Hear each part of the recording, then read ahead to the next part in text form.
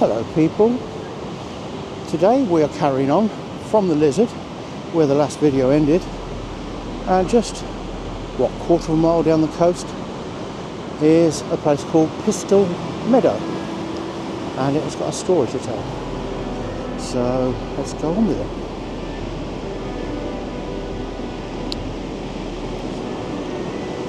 The Royal Anne Galley, a warship symbolic of the golden age of piracy, sank off Lizard Point, Cornwall on the 10th of November 1721.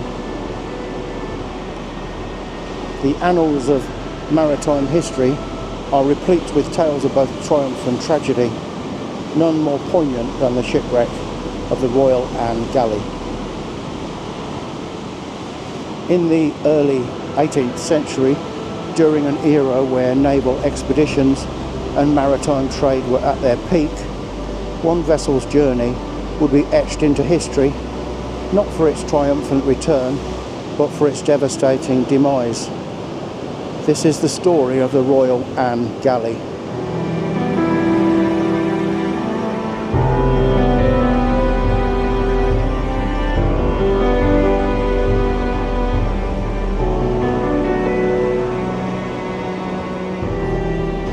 The event not only encapsulates the perilous nature of sea travel during the early 18th century, but also serves as a stark reminder of our human vulnerability against natural forces.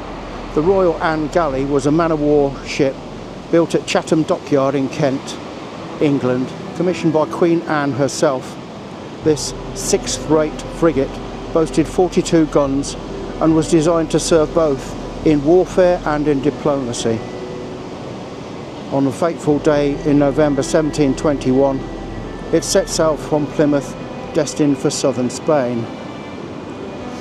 Commanded by Rear Admiral Sir Cloudesley Shovel's nephew, Captain William Boyle, Lord Carleton, it carried approximately 200 passengers, including soldiers' wives and children, as well as some European dignitaries, including Lord Belhaven, heading towards Cadiz.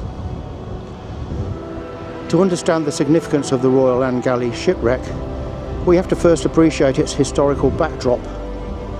The early 18th century was marked by burgeoning trade routes across Europe and beyond. The Royal Anne was a merchant vessel engaged in commerce between England and various ports across Europe. With its capacity to carry a substantial cargo, along with passengers seeking opportunities for prosperity or simply travelling to new horizons, it epitomised an age driven by exploration and economic ambition. But nature had other plans.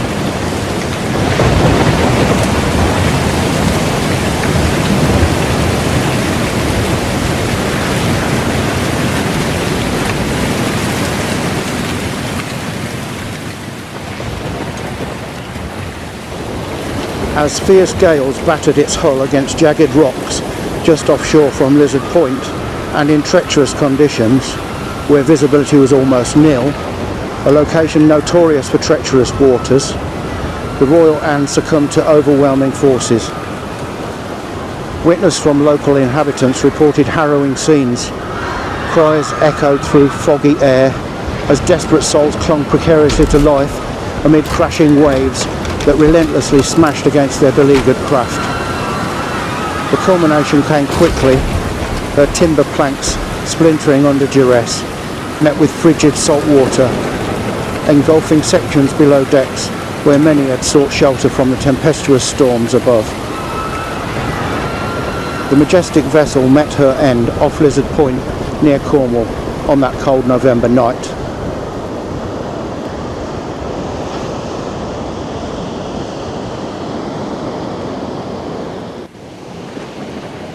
Pistil Meadow bears witness to the harrowing events of that night. As the ship fought valiantly against nature's brutal onslaught, many passengers clung desperately to hope. Amidst chaos, over 200 souls faced a desperate struggle against towering waves and merciless winds. The perilous journey transformed into a fight for life as panic ensued. The majestic vessel met her end off Lizard Point on that cold November night. By dawn's light on that harrowing day, the once vibrant vessel lay fractured upon unforgiving shores. While some may have escaped using lifeboats or by clinging onto floating debris, many were not so fortunate. Witnesses recalled seeing families torn apart, children lost in tumultuous waters, a collective despair that would haunt those who survived. The fate of the 200 passengers aboard the Royal Anne is rife with uncertainty, as historical records are often incomplete or conflicting. It's acknowledged that some fortunate people managed to survive through sheer luck or assistance from local villagers familiar with navigating these perilous coastal waters. Those rescued recount harrowing experiences etched into their memory forever, stories woven between hope for survival and despair over lost companions. The aftermath of the shipwreck. In the wake of the Royal Anne's destruction, the nearby area of Pistil Meadow became a focal point for recovery efforts. Desperate locals and rescuers combed through debris, hoping to save any survivors while grappling with the grim reality that many lives had been lost. As morning broke, it became evident that approximately 200 individuals, passengers and crew alike, had perished. Tragically, not all would see safety. Accounts vary as to how many perished in those icy waters, or even after reaching land. Local folklore paints a sombre picture. Tales of courageous fishermen risking their own lives to retrieve victims washed ashore mingle among other stories of heart-wrenching losses as families search for loved ones who would never return. Each victim's tale adds to the strength of human endurance against nature's fury, a theme echoed throughout history wherever maritime disasters have occurred. And this area was to claim many more lives in the future.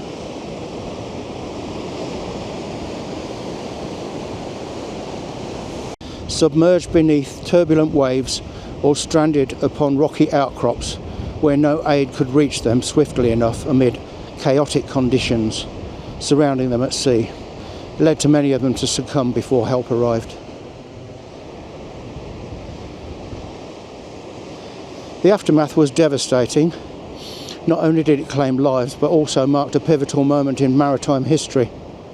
Following this calamity, investigations revealed the ship had navigated perilously close to shore without adequate warning systems.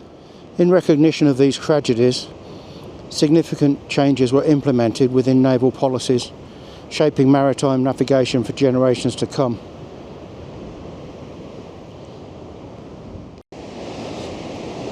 The story encapsulated within the shipwreck of Royal Anne Galley serves not only as an account detailing loss, but also stands testament to resilience of communities confronted by tragedy time after time throughout history.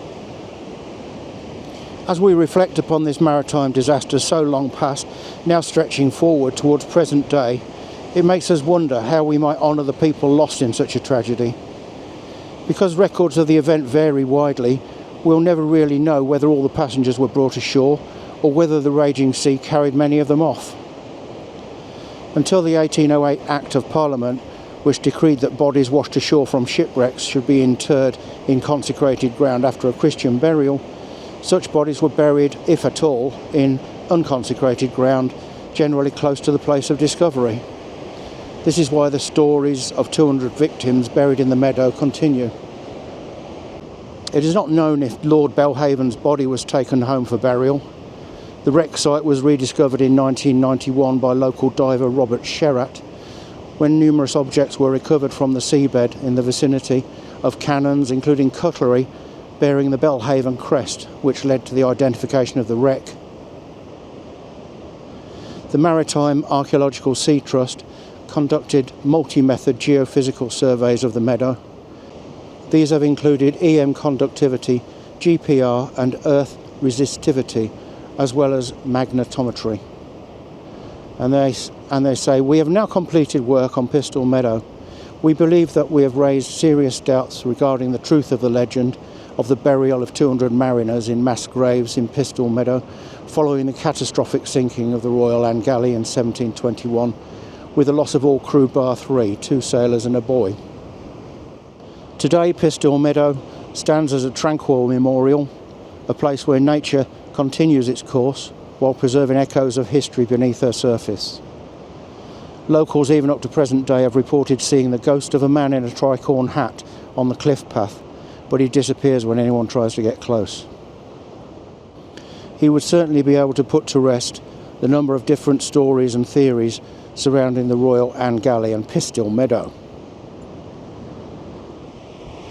This awful moment in history reminds us not only of loss but also resilience, the human spirit's ability to endure amid despair and adversity.